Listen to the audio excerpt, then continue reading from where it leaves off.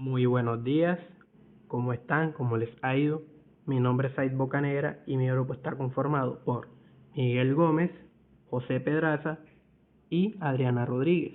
Y el día de hoy nosotros nos encargaremos de hablarle sobre las proteínas SSB o Single Stranded DNA Binding Proteins o proteínas ligantes de ADN de cadena sencilla.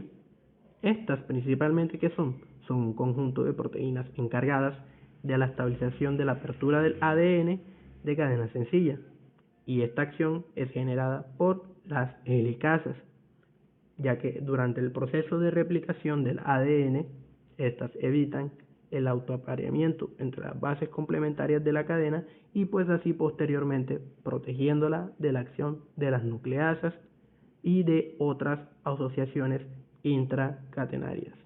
Cabe resaltar que estas proteínas en células eucariotas se conocen como las RPA. Las proteínas SSB se unen al ADN como tetrámeros y estabilizan la estructura de hebra simple generada por la acción de las helicasas. Un dato muy curioso es que la replicación es 100 veces más rápida en presencia de estas proteínas. ¿Esto qué nos quiere decir? Que acelera el proceso. La información genética de un organismo se encuentra protegida y codificada en forma de ADN de doble banda, y pues para que ésta pueda ser traducida y replicada es necesario que se desenrolle y desempareje en el proceso donde participan las SSB. Algo muy curioso también es que estas proteínas se unen cooperativamente con otros monómeros diferentes que participan en la estabilización con su ADN y se encuentran tanto en procariotas como en eucariotas. Les aclararé las funciones un poco más profundas, y una de las funciones más claves es el mantenimiento, el empaquetamiento y la organización del genoma al proteger y estabilizar las hebras de ADN en simple cadena en los momentos que éstas puedan expresarse por la acción expuestas por otras enzimas. Esto es importante a tener en cuenta, pues ya que estas proteínas no son las proteínas encargadas de desarrollar y abrir las hebras del ADN, y su función restringe únicamente a estabilizar el ADN cuando éste se encuentra en la condición de ADN simple banda. Les hablaré de la estructura de SSB.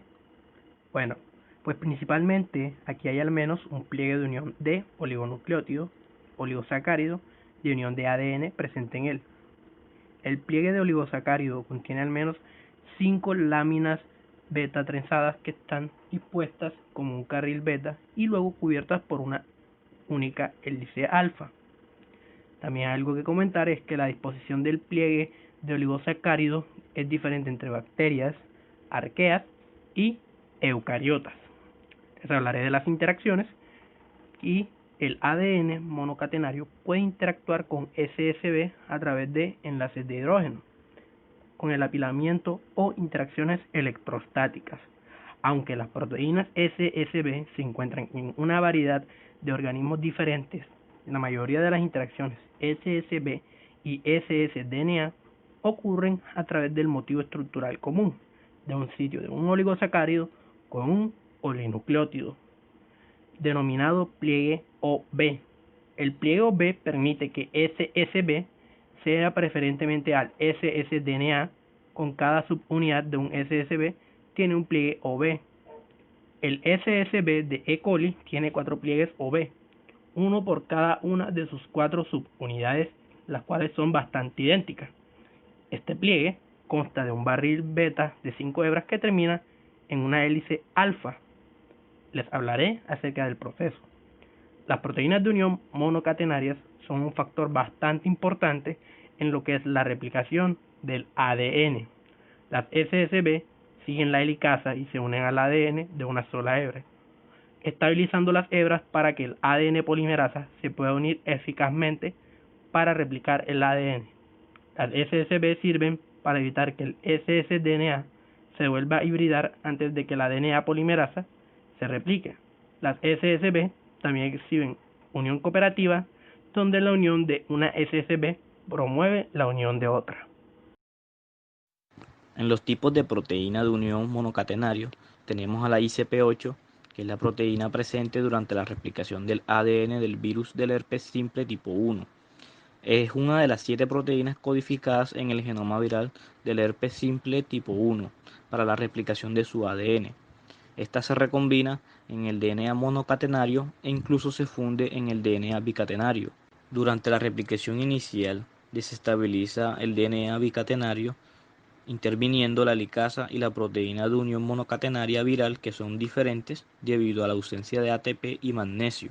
Cuando cualquier célula está infectada por el herpes simple tipo 1, entonces el ADN se colocaliza con el ICP8. La estructura de ICP8 consta de una hoja beta de 5 hebras y 2 hélices alfa en su parte delantera del cuello. También cuenta con 8 hélices alfa en la cabeza y una hoja beta de 3 hebras en la parte trasera. Otra cosa que hay que añadir es que el gen ICP8 del herpes simple tipo 1, que es una nucleoproteína, está presente para la replicación del ADN viral durante la infección lítica. Otro tipo importante que hay que mencionar serían las proteínas de unión monocatenaria bacterianas, que fueron una de las primeras proteínas descritas de este tipo, y desde su descubrimiento se han utilizado como modelo de estudio para esta clase de proteínas.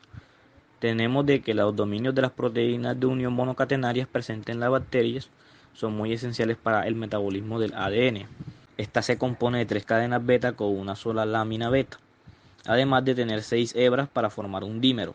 Como se ha venido diciendo sobre estas proteínas, que son las encargadas de estabilizar, proteger y mantener transitoriamente el ADN simple, que este se obtiene de la separación del ADN doble por acción de las proteínas helicasas. Como ejemplo claro de estas proteínas tenemos a la Escherichia coli, que es un miembro de bacteria que posee esta proteína de unión monocatenaria. Otra de este tipo sería la proteína de unión monocatenaria mitocondrial de las levaduras y eucariotas, que codifican su misma proteína. En las levaduras tenemos de que esta proteína está codificada por el gen RIM1, mientras que la otra proteína de unión monocatenaria mitocondrial humana está codificada por el gen SSBP1, que esta proteína se encarga de coordinar la replicación y el mantenimiento del DNA mitocondrial. Por otro lado, el gen RIM1 es exclusivamente responsable de la unión del DNA monocatenario y puede formar homotetrámeros en solución. Por su parte, la proteína de unión monocatenaria mitocondrial humana se une al DNA mitocondrial monocatenario como un tetrámero, y se ha observado que la secuencia de esta proteína de unión mitocondrial humana es similar a la de la bacteria Escherichia coli. Y por último tenemos a la proteína de replicación A, también conocida como RPA, que es un complejo proteico que se une al ADN, específicamente en su hebra sencilla.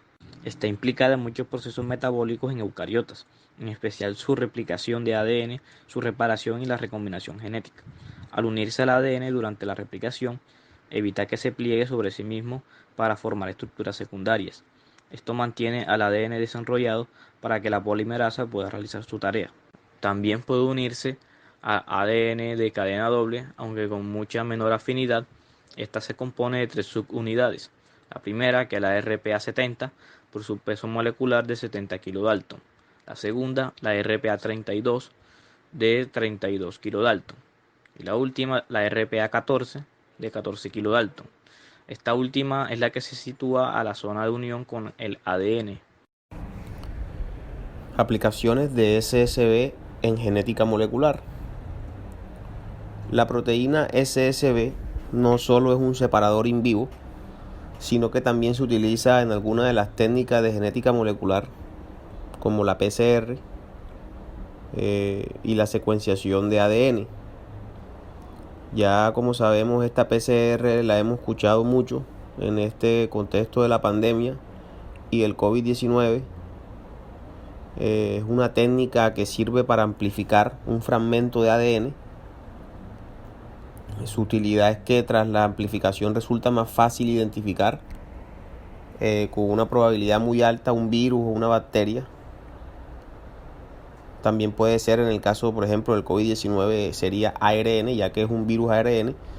Entonces esta prueba lo que hace es buscar específicamente algún fragmento de algún ácido nucleico de un virus en específico o de una bacteria, para poder hacer una mejor identificación e investigación científica. Con una amplia investigación se conocen numerosas aplicaciones de la proteína SSB y métodos analíticos en biología molecular, ya que las SSB se utilizan en la replicación y recombinación del ADN in vivo, como ya dije anteriormente. Esta proteína SSB retiene el DNA de cadena simple, desestabilizando los dúplex helicoidales, y esta propiedad es muy útil para visualizar la cadena simple del DNA por microscopía electrónica.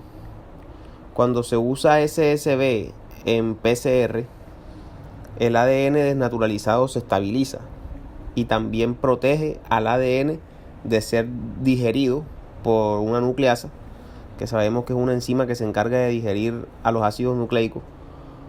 Por lo tanto, se puede proteger el genoma y así posteriormente estudiarlo de mejor manera. Se ha estudiado que la proteína SSB,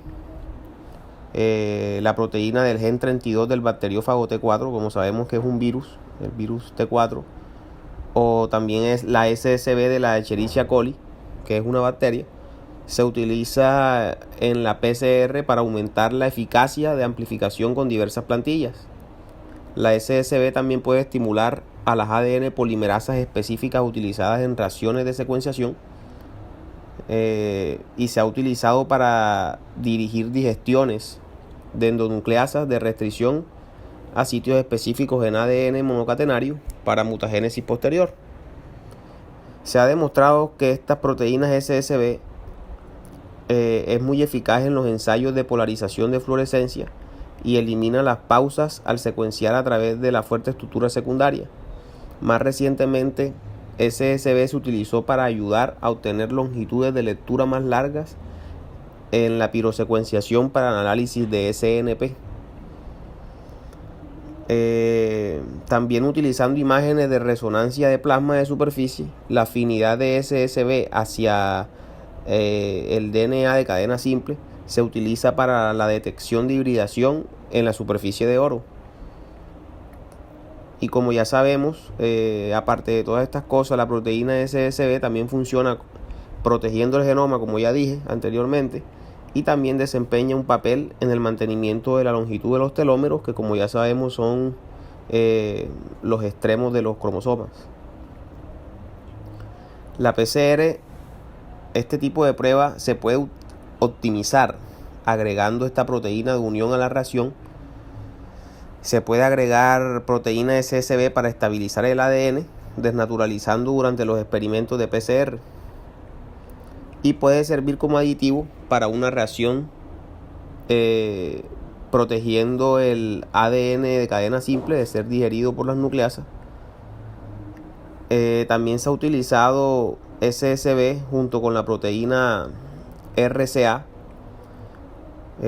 Como ya sabemos, es una proteína multifuncional, refiriéndome a la RCA, que está implicada en la recombinación homóloga del DNA, ya que ella envuelve al ADN de cadena sencilla que ha entrado en una célula, protegiéndolo de la degradación de las nucleasas.